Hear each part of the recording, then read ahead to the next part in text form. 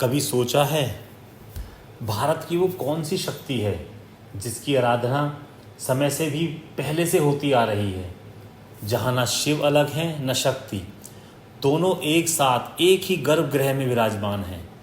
यह है मुंडेश्वरी देवी मंदिर, कैमूर की पहाड़ियों पर बसा वो स्थान जहाँ इतिहास भी मौन हो जाता है, श्रद्धा बोल उठती है।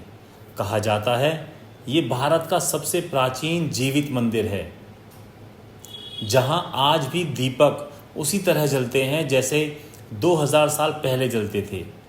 तो आइए इस कड़ी में जानते हैं मुंडेश्वरी देवी मंदिर, वो स्थान जहां समय भी श्रद्धा के आगे झुक गया। मैं हूं विनीत और ये है कर्म कथा बाय विनीत, जहां हर कहानी में छिपा है कर्म का विज्ञान और आस्था का रहस्य। भारत के उत्तर पूर्वी कोने में बिहार के कैमूर जिले में रामगढ़ की पहाड़ी पर एक मंदिर खड़ा है, मां मुंडेश्वरी देवी का मंदिर। ये मंदिर किसी साधारण धाम की तरह नहीं है। न इसकी दीवारें सोने की हैं, न चमकदार सीढ़ियां हैं, लेकिन इसके पत्थर बोलते हैं हजारों साल पुरानी सभ्यता की भाषा में।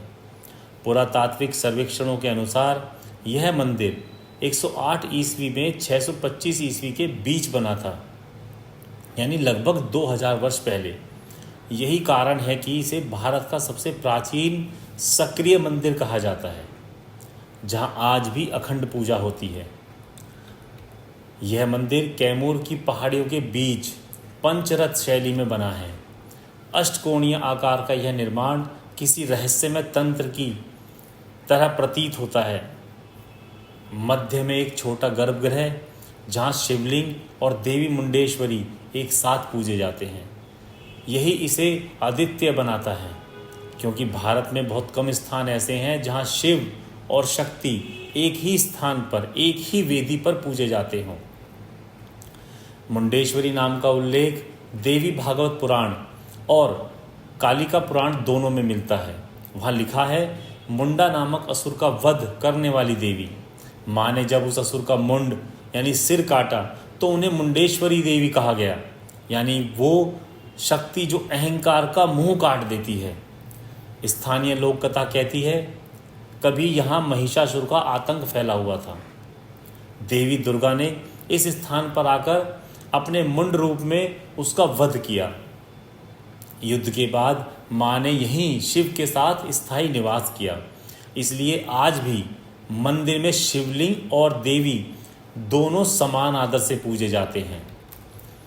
मंदिर के गर्भगृह में स्थापित मूर्ति बहुत अद्भुत है। देवी का चेहरा करुणा और शक्ति का प्रतीक है और साथ में शिवलिंग पर निरंतर जलाभिषेक होता रहता है। यहाँ भक्त दोनों को एक साथ नमन करते हैं, क्योंकि यह अर्धनारीश्वर की भावना का सजीव रूप है। यही इस मंदिर का आध्यात्मिक रहस्य है। जहाँ द्वैत मिट जाता है वहीं ईश्वर प्रकट होता है। मंदिर के चारों ओर पत्थर की नक्काशी में गणेश, सूर्य, विष्णु और पार्वती की मूर्तियां हैं। इन पर गुप्तकालीन और शुंगकालीन स्थापत्य के स्पष्ट चिन्ह मिलते हैं। पर सबसे रहस्यमय बात है मंदिर की ऊर्जा तरंगें। वैज्ञानिक भी मानते हैं कि मंदिर के अष्टकोणीय आकार से एक संतुलित विद्युतीय चुंबकीय क्षेत्र बनता है, जो मन को शांति देता है। यही कारण है कि जो भी यहाँ पहुँचता है वो कुछ देर में अंदर से बहुत हल्का और स्थिर महसूस करता है। कई श्रद्धालु इसे देवी की ऊर्जा मानते हैं। 1915 में पुरातत्व विभाग ने यहाँ खुदाई कर अनेक मूर्तियाँ खोजी, शुंग, कुषाण और गुप्त काल की शैली की। एक शिलालेख में सातवाहन वंश का नाम भी आता है, जिससे संकेत मिलता है कि यह मंदिर सम्राट कौटिल्य और चंद्रगुप्त काल का साक्षी रहा होगा। इतिहासकारों के अनुसार यह स्थल एक समय तंत्र साधना का प्रमुख केंद्र था। यहाँ अघोरियों और सिद्धों की तपोभूमि रही है। रात में यहाँ दीपक अपने आप जलते देखे गए हैं, ऐसा स्थानीय ग्रामीणों का विश्वास है। मां मुंडेश्वरी का मंदिर केवल आस्था का नहीं बल्कि कर्म और साक्षात्कार का प्रतीक है। यह मंदिर सिखाता है जब अहंकार जीवित है तब तक साधना अधूरी है। माँ ने मुंडासुर का सिर काटा था, लेकिन प्रतीक रूप में वो अहंकार था।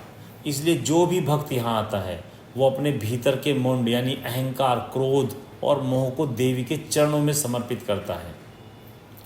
हर वर्ष चैत्र नवमी पर यहाँ भव्य मेला लगता है। पूरे बिहार और झारखंड के लाखों श्रद्धालु आते हैं। यहाँ की बलि परंपरा अब प्रतीकात्मक हो चुकी है।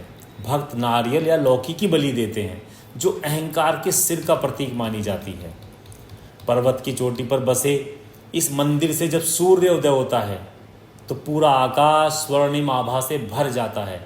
कहा जाता है यही वह क्षण है जब देवी की दृष्टि पृथ्वी पर पड़ती है। बर्बरीक की तरह ही माँ मुंडेश्वरी भी हमें साक्षी चेतना सिखाती है, पर यहाँ साक्षी केवल देखने के लिए नहीं बल्कि अंतर के शत्रु को पहचानने के लिए है। यह मंदिर हमें बताता है कि शक्ति हमेशा बाहर नहीं होती, वो हमारे भीतर मुंडासुर के वध के रूप में प्रकट होती है। जब हम अपने भीतर के मुंड, अहंकार, असत्य, आलस्य इनका वध करते हैं तब देवी मुंडेश्वरी हमारे भीतर जागृत होती हैं। यही है कर्म का सच्चा अर्थ। बाहर के राक्षस को नहीं, भीतर के अहंकार को हराना है। इसलिए कहा जाता है जो माँ मुंडेश्वरी के दर्शन करता है वो केवल आशीर्वाद लेकर नहीं बल्कि स्वयं को पहचान कर लौटता है।